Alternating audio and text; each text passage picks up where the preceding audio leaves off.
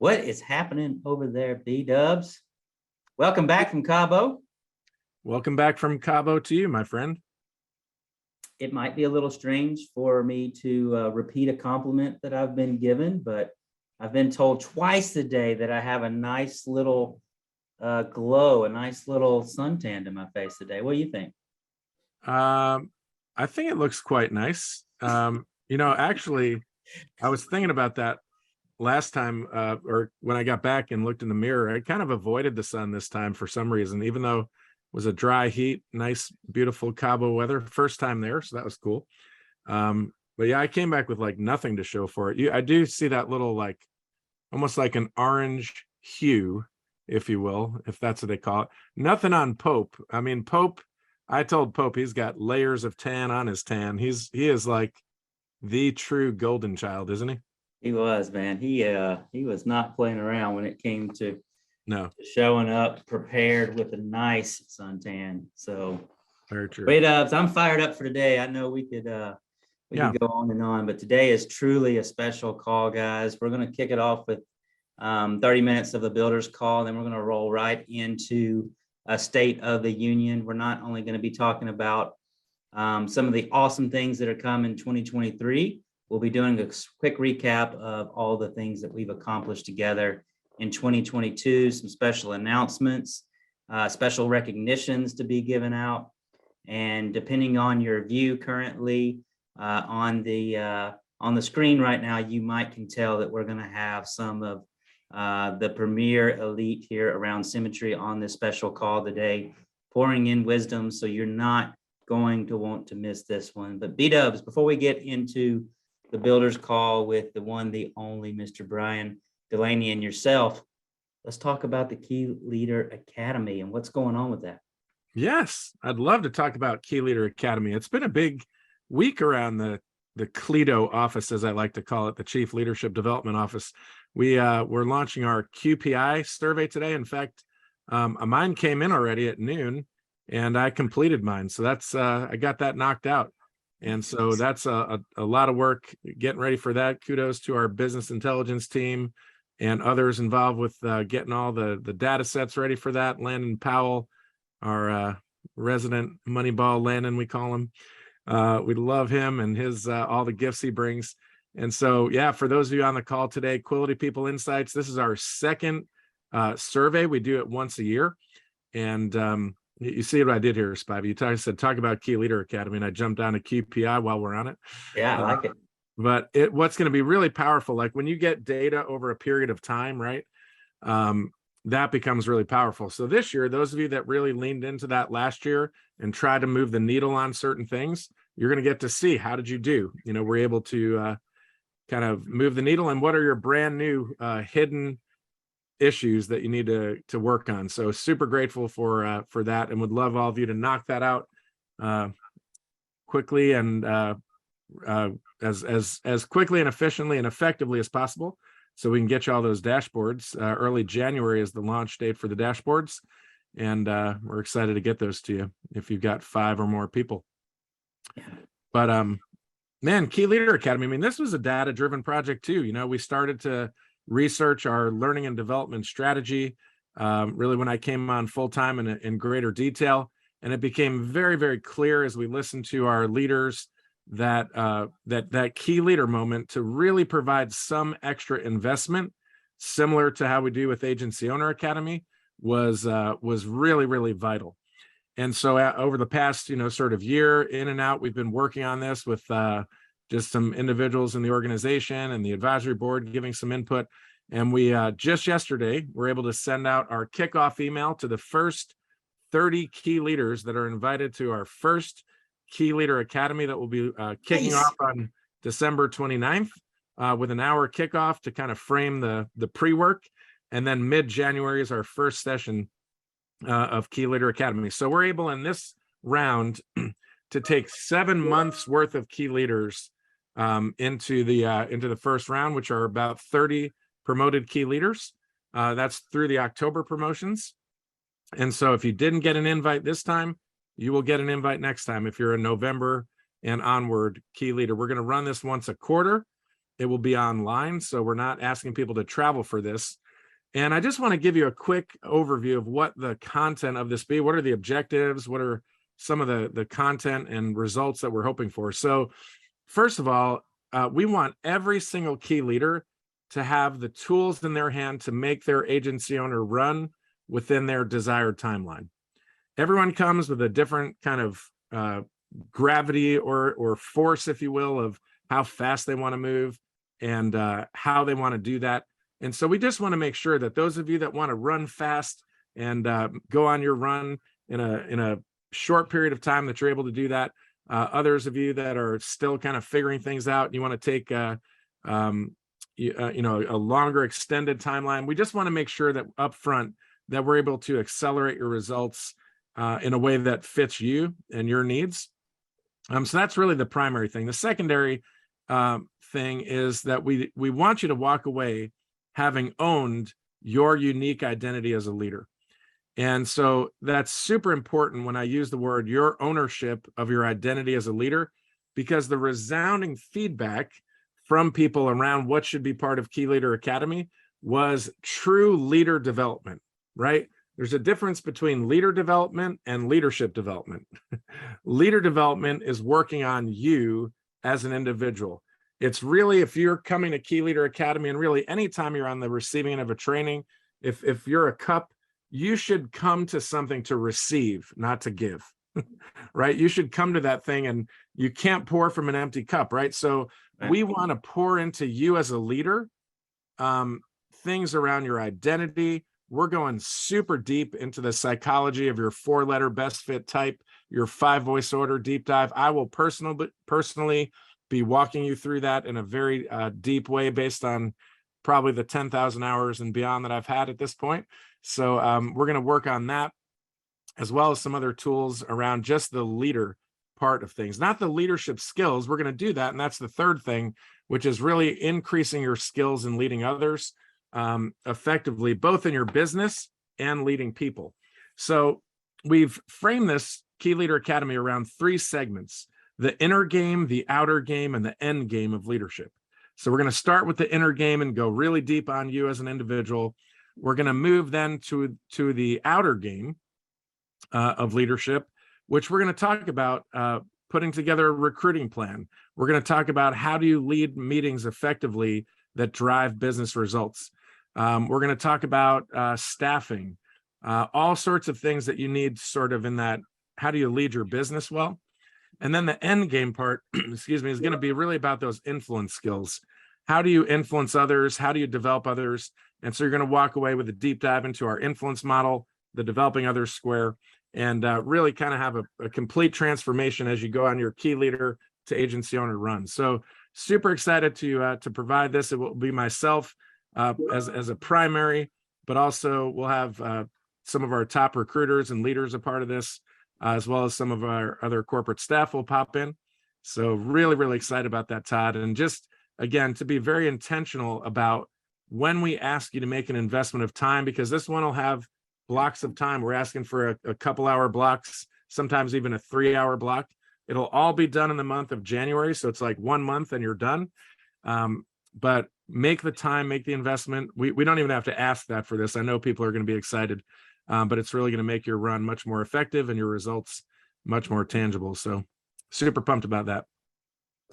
Man, I think just the gratitude, B-dubs, we all have for what you bring to this organization. And guys, this Key Leader Academy is no different from Summit, from so many of the new opportunities we have to continue to build ourselves into being the type of leader that others want to follow. And B-dubs does not take any of this. He does not take the easy route with any of these courses. He does the hard work. He's talking to our top leaders across the company. He's working with different organizations to understand the key needs and the key learnings that we need in order to be successful at each level along the way. And you do such a phenomenal job of it, B-dubs. And I just don't know that we could ever give you enough credit, buddy. So I really appreciate you. Oh, thank you. That's very kind. Very quiet. So I'm going to answer a couple of the questions. I'll answer the love the mug question. Go Pack Go, even though that wasn't a question. So qualifying for Key Leader Academy is just being promoted to key leader. It's actually an academy for key leaders. So once you get promoted, you don't even have to go do anything. If you're going through Summit, which you should be, right? You're going through Summit. When you get to that point in your journey in Summit, if you've watched the video, you know I did one fun over the top video, and it happens sort of at that key leader promotion level. So you'll have seen my funny video. If not, you might want to start plugging through those steps so you got some dirt on me, because it's kind of a fun one. I'm surprised I haven't been screenshot and roasted for my my pigeon mask. How's that? I'll leave it at that. A video with a pigeon mask might have some good attraction to it. So yeah, just getting promoted for key leaders. And no, it's not for agency owners, although for sure I think there'd be a value again, and just we wanted to communicate it here, kind of what some of the content was, but to make sure that you as leaders know what's being covered in that. And I could find a time to do kind of a deeper overview for folks if they're interested. So yeah, hit me up if that would interest you. Maybe even in the comments, those of you that are AOs would want to kind of do even a couple hour session that kind of walks through all the content. I'd be happy to do that. So super. Well, lots to do. And man, how do you kind of do the pregame for the State of the Union? You know, it's going to be great. And I'm looking at all these names on this call and just thinking, man, we've definitely pulled in some of our top horsepower. And Brian Delaney, I'm really grateful for you being on this builders call with me, just to talk about a topic that I think is super important. And maybe it is the best way to prep for an amazing State of the Union call, is to think through, you know, with all of these inputs coming at us, all this information, all this stuff, you know, how do we deal with that? And so Brian, before we jump in to what I have to share, and we'll kind of ping pong on it a little bit, you know, what comes to mind for you when you just think about how you as a leader manage information flow to agents effectively? Because you're on that receiving end sometimes. I mean, a lot of times you're giving that information, right? You're training, you're a very gifted trainer, you're a systems developer. I've always challenged you in private, but I'll now do it in public and say that Brian Delaney's biggest challenge is that everything he says is so good, it's like you just can't keep up with all the nuggets. Not that it's all, you know, equally weighty. I'll give you a little bit of real challenge now, but it's all really, really gold nuggets, and it's like bomb after bomb. And so being on the receiving end of that, like you're a giver of that great information and content, but also when you're on the receiving end of that, right? When we have new initiatives, new tech, new leads changes, new whatever it is, right? You have to then manage that information. So I'd love your broad brushstroke before we get into some content on how do you manage that effectively with your leaders? Yeah, absolutely. Brian Delaney, direct to Edward Pritchett. And so grateful to be a part of this company and to have the chance to serve with so many people, whether it's the executive team, the top leaders of this organization, and especially the team that we've been able to build here as part of the Delaney Agency over the last 11 and a half years. You know, it's really always about who you're in business with, right? I would love to say I got here by myself, but I'm the turtle on the fence post, right? And I get to look really tall because I stand on the shoulders of giants. And these are people who went before me, who have laid a path that is really helpful to look at. And that path really starts with resilience, right? I think that's step one.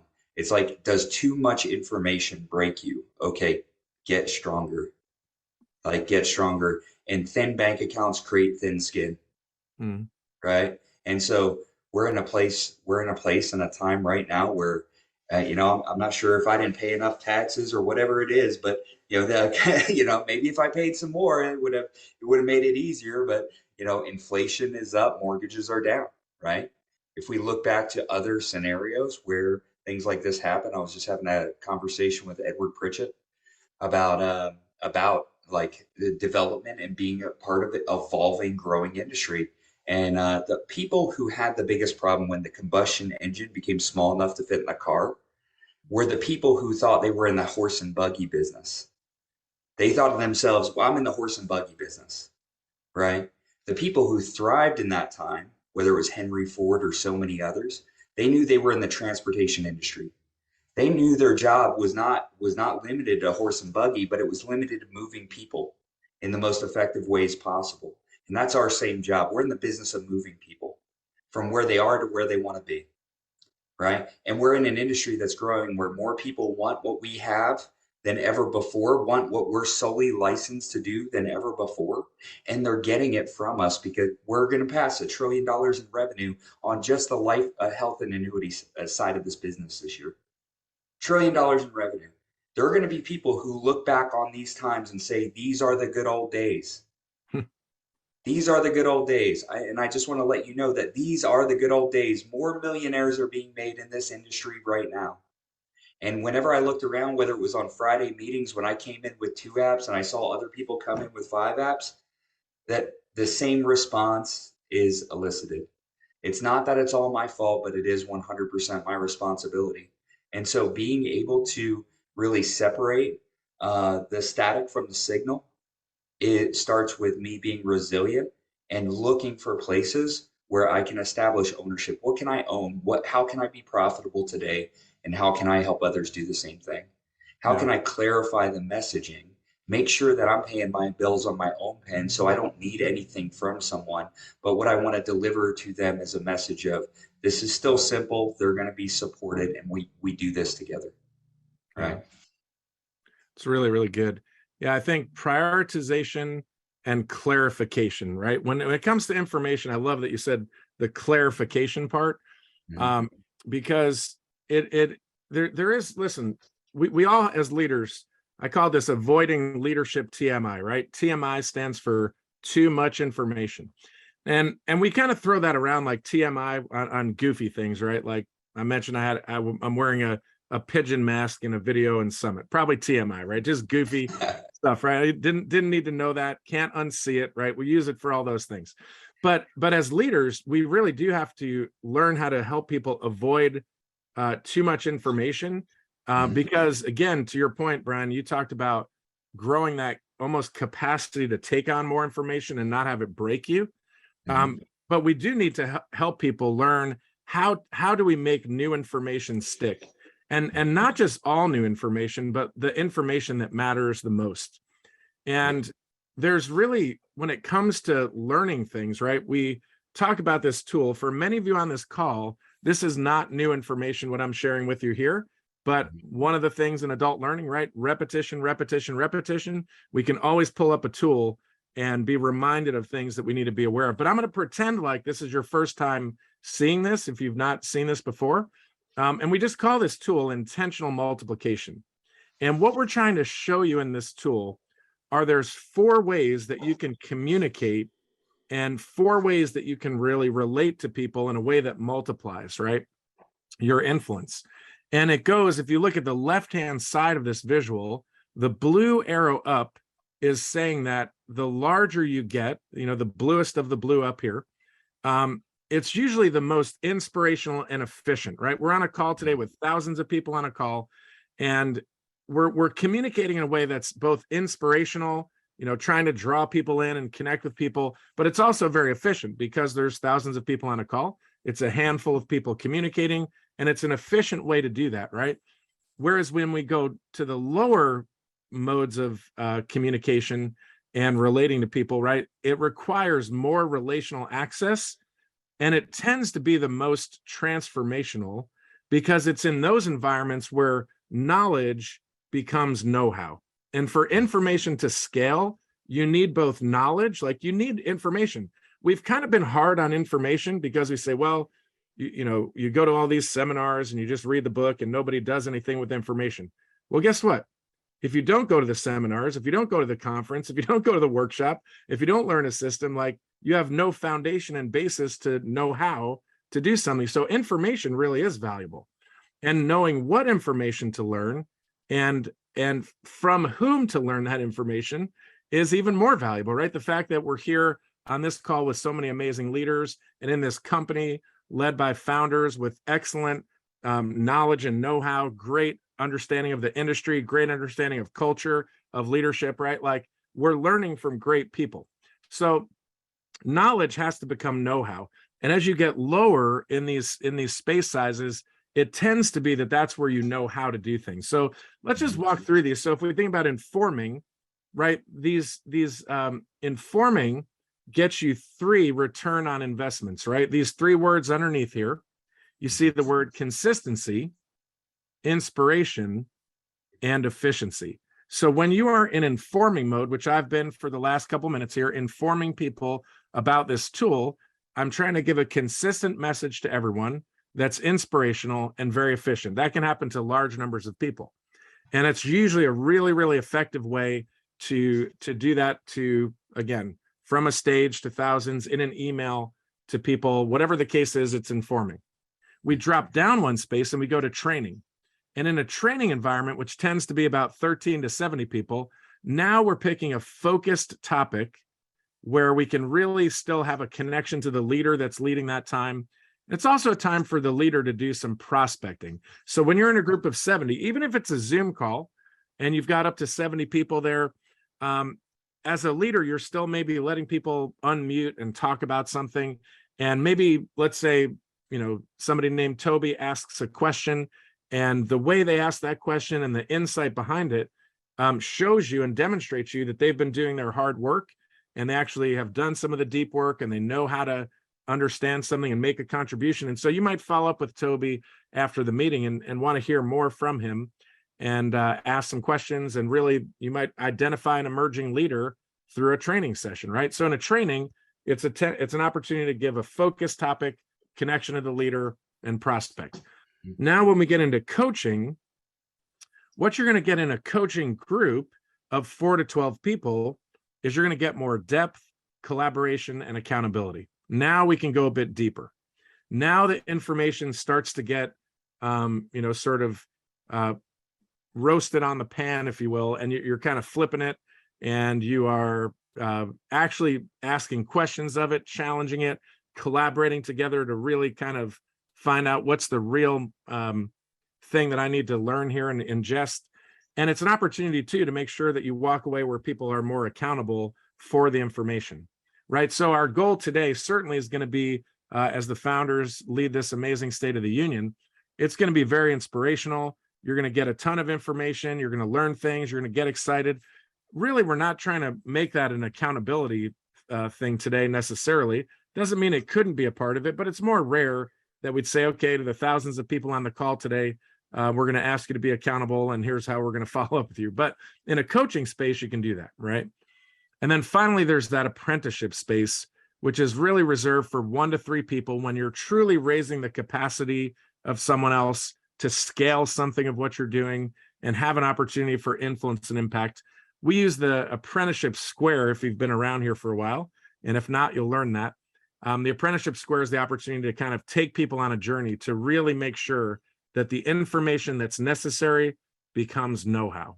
Okay, so that's an overview of this tool. Now, Brian, what I want to ask you about, and we'll kick this around together, is let's just think about, again, in the last 6 months, Spivey, you mentioned it earlier too, right? We've got we've got some changes, we've got some technology. Anytime there's a new technology, you get people that run into it, and you get people who maybe have more challenges with that. As you look at these 4 methods and think about prioritizing and clarifying information, for you, which has been the most important in the last season here, and why? I'd love to kick this around and just kind of learn from you about how you're practicing this. Yeah, and efficient with processes, effective with people. That's a measure. That's a measure for me. And so in order to do that, efficient with processes, making sure that when I'm in this informing and training space, that I dip down and have those one-on-one conversations to talk about application to that person, and to see where their head is at, because it's my job to help them get what they want, not just see what I see. Right? If I'm helping that person get what they want, right? I have to know what they want. I have to know what they're willing to do to get it and not willing to do to get it, set realistic expectations, and build a relationship that becomes the backbone of that progress. So I think as we continue to plug people into the system, right? As an example, just today, it's like people in their mind, they say, well, I've got to do a bunch of production right now. And it's like, you have to do a bunch of production right now. If you're anything like me, you have to do a bunch of production right now, because years ago when that would happen to me, I didn't do it when I needed to do it. Right. And then it's like, well, I want to build an agency. I want to do that. Okay. Do you have 10 people on the State of the Union watching with you? Are you leveraging the systems so that you're not having to repeat, right? Or are when they don't show up to practice, are you bringing practice to them, and that's not allowing you to be in that coaching and apprenticeship space because you're one-on-one informing? It's And great. I think that's really key for us to be able to drop down into those individualized relationships, because people will show themselves by what they do, and we give them the platform to do that through our relationship. Yes. All right. That's, again, efficient with processes, effective with people. Let's actually go a little bit one level deeper in that, Brian, and think about, so give me an example of what that would look like. Let's just imagine, let's fast forward to the end of an amazing State of the Union call today. And you might follow up with one of your leaders, right? Mm-hmm. And you're going to say, now I want to kind of find out what what the points of really excitement are, or where the questions are. What would that look like? So you might call somebody and give an example of a coaching conversation you might have on the back end of a call, like a State of the Union. Yeah, and again, it's the tenor of that call is going to depend on where they are right now. Are they the Pearly agency, the Locklear agency, yep, the Semler agency, or the Centron agency, which are the fastest growing agencies on our team? Or are they a team that has been sputtering a little bit, and they've got to make sure that they don't crawl to the finish line and expect a sprint coming into this new year, right? Where are they? So for me, I would definitely talk about biggest takeaways and what they are able to execute. Man, right? What they're able to do it. So you just nailed something that so few people understand about leader development. And if you think about, like, let's think about a GPS mm-hmm. and a map. Mm-hmm. And a GPS is great. Like, I use Waze to get me where I'm going. I like changing the skins on Waze to become a soccer ball one week during the World Cup and a zombie during Halloween.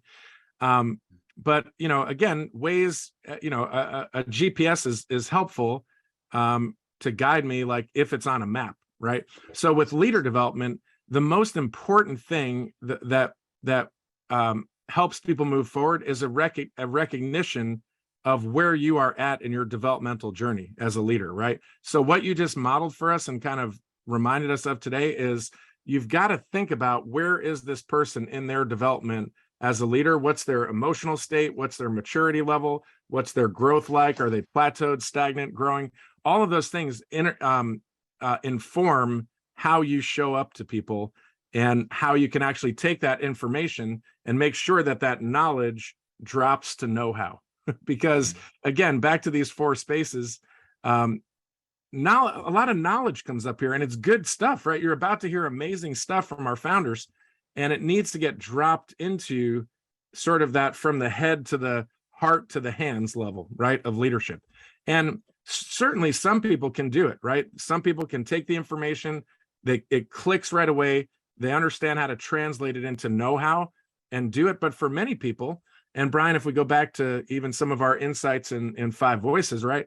Your natural wiring is on the build the bridge side as a guardian to be, hey, I want to make sure the steps are in place. I mean, you're happy to take risks and jump in, but making sure those steps are in place for people to move forward.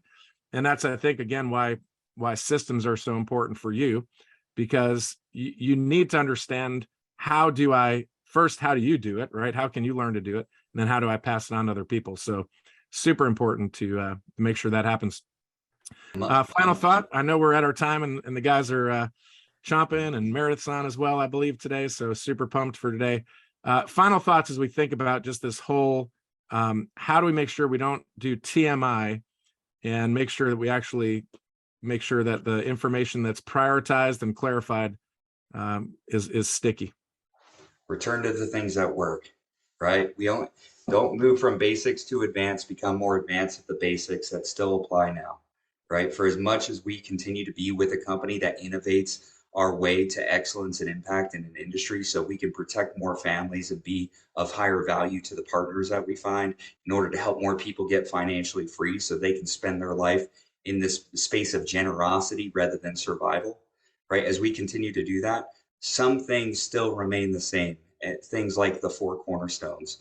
Look at that as a weekly, monthly, yearly checklist that can help you as a compass decide where you're going to go. And when you find that information out, don't take it personally. You are who you are today, as preparation for who you're going to be. And I'm just thankful to be a part of a company that gave me the opportunity to see that and allow me to multiply that message, method, and outcomes for people. So fired up about this call. If you're not fired up yet, you better get it. You better get it. There's a bunch of people who just came from Cabo who you can't stop. They're going to be relentlessly pursuing their best and making things the best as possible for people around them. So let's get ourselves hyped, drink a cup of coffee, whatever you need to do to wake the hell up and get on to where we're going. So grateful for the opportunity. I love it. Yeah, buddy. Love it. Thanks, Love BD. it. That's what a guardian sounds like when they're trying to be a connector, by the way. That was the perfect snapshot of that. That was great. I thought it was really bad. well done. It wasn't bad though. I thought you did a great job. I thought it was great Wonderful. too. I loved it. Appreciate it. Absolutely.